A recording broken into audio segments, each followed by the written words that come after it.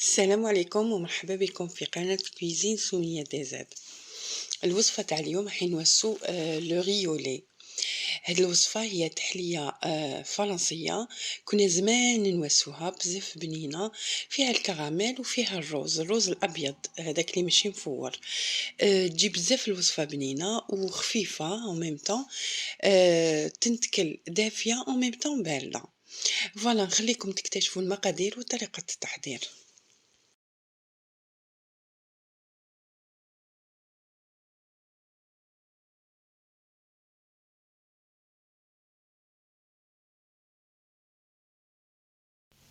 لهاد الوصفة واش نسحقو؟ عندنا المقادير تاع الكراميل وعندنا المقادير تاع الروز. عندنا هنا 125 غرام تاع الروز ابيض ماشي مفور. عندنا 100 غرام تاع سكر، عندنا ريت الحليب، عندنا مبشور حبة قارص، وعندنا لافاني بيان سور. بالنسبة للكراميل عندنا 125 غرام تاع سكر، ايضا 100 غرام تاع كريمه سائله تقدروا تعوضوها بالحليب 100 غرام، وعندنا مغرفه كبيره تاع زبده ومغرفه كبيره تاع ماء. اول حاجه نبداو بها هي الكراميل. نوجدوا الكراميل تاعنا في كاسرونه، نحطوا 100 غرام تاع السكر ونزيدوا نشمخوه بمغرفه كبيره تاع ماء. نشمخوه كي شغل نديوه باش الكراميل يغاول يذوب لنا السكر. من بعد نخلو السكر حتى يذوب في غردو ياخذ اللون ذهبي، ما لازمش ينحرق سينو يعطي جو تاع المروريه. الوغ الكراميل تاعكم يتما يفسد. فوالا نزيدو عليه مغرفه تاع زبده، مغرفه تكون معمره مليح تاع زبده، ونحركو حتى تذوب الزبده مليح. من بعد واش نزيدو عليها؟ بيان سور حنا علاش نديرو الزبده؟ باش كي شغل نخلو الكراميل تاعنا يطرى، ما يقعدش هكذاك يابس. باسكو من بعد راح نزيدو عليه لا كريم فريش.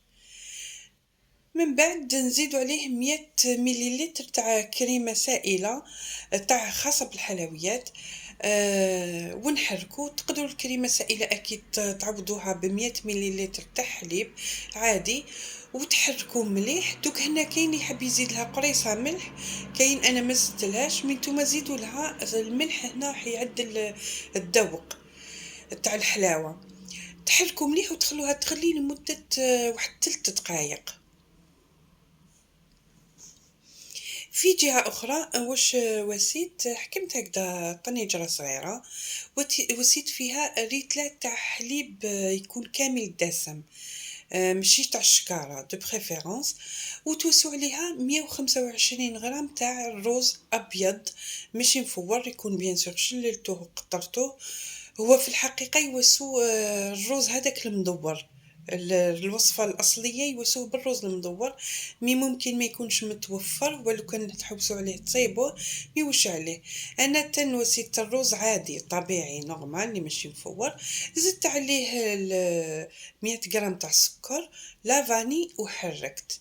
دوك هنايا الروز تاعكم لازم تخلوه بعد ما يغلي حوالي نقولوا تنقصوا النار وتخلوه يطيب لمدة 40 دقيقة. حنا الهدف تاعنا انه نتحصلوا على روز كي شغل يتحرحر، فهمتوا كيف؟ باش يطيب مليح لداخل ويجي مشمخ. من بعد ما كي شغل لاميدون تاعو خلاص ما يجيكمش ناشف، سيتادير من بعد كيف يطيب بزاف ما ينشف لكمش. حنا عارفين الروز تمتم ينشف، حنا الهدف تاعنا ما لازمش ينشف الروز، باسكو الا نشف خلاص سي غاتي كما يقولوا.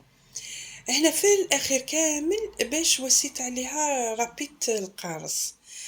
هي خطوة يعني سي فاكولتاتيف، تقدروا تستغناو عليها، مي لو زيت دو سيترون يعطي لها مذاق رائع.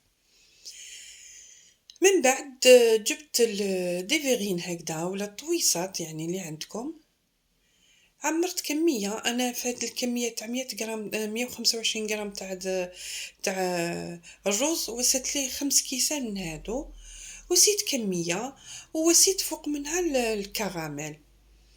دوك انا هنايا خليتها من بعد بردت بردت مليح يعني. من بعد تلاحظوا باللي هذاك لو كراميل واش يصرالو يحبط على الروز، كي شغل هو يشمخوه لكم الروز، مع اللي الروز يكون ماشي ستادير طايب مليح وفيه الماء، يجيكم سوا سوا، ما يجيكمش يعني متكوك. فوالا هذا هو الهدف تاع الاخر، ما لازمش يجي متكوك، باسكو الروز راهو شتو تعرفوه بلي ينشف بزاف. حنا الهدف تاعنا ما لازمش يجي ناشف. فوالا فوالا انا خليته يريح حوالي واحد 2 سوايع حتى برد مليح. دوك تشوفوا كيفاش الكراميل حبط على هذاك الروز وطالو شكل شباب، وبيان سور الروز يشرب هذاك الكراميل ويجيكم بنين.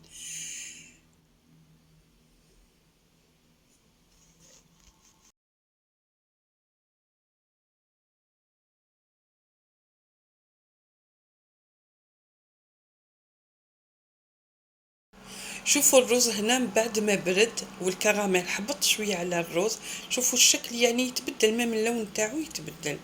دوك هنا نوريكم كيفاش القوام يعني تاعو يجي.